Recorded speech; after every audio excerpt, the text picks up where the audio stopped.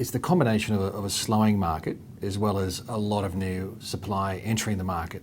So when the market moves through an inflection point, or it starts to, I suppose, move into the down phase at a time when there's a lot of people buying off the plan, the risk is at the time of settlement, the value is dropped compared to their contract price. So when they go to settle the property, the property is valued at a lower amount than what they paid, well, they contracted for it.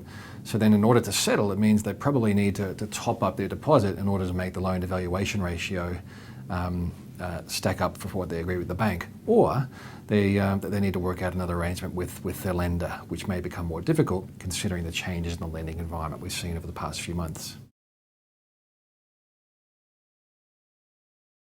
Well, we're just moving through what looks like the peak of new dwelling approvals at the moment. So about 250,000 odd new houses and units approved over the last 12 months, which is a record level.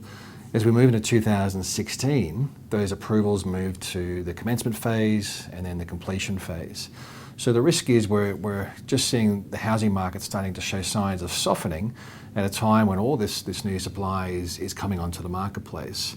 There's probably not, I suppose, not every single one of those approvals will proceed through to a commencement and ultimately a completion, due to the fact that we may see some developers withdraw from the market, or we may see the rate of pre-sale simply not be met as we see buyer demand start to cool down.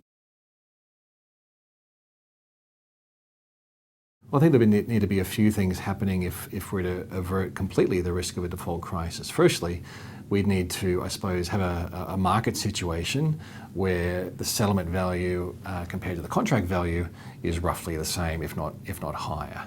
Okay, it doesn't seem to be the case at the moment that we're looking at a market crash. What we're probably looking at is I suppose, a moderation in the rate of growth and potentially some relatively modest declines in dwelling values. If we saw those declines become sharper or more concentrated in areas of new supply, I think that's where the risk becomes substantially higher. The other, I suppose, element that may avert some of the risk is if we do see changes or some relaxation in lending policies, which doesn't seem to be on the cards either.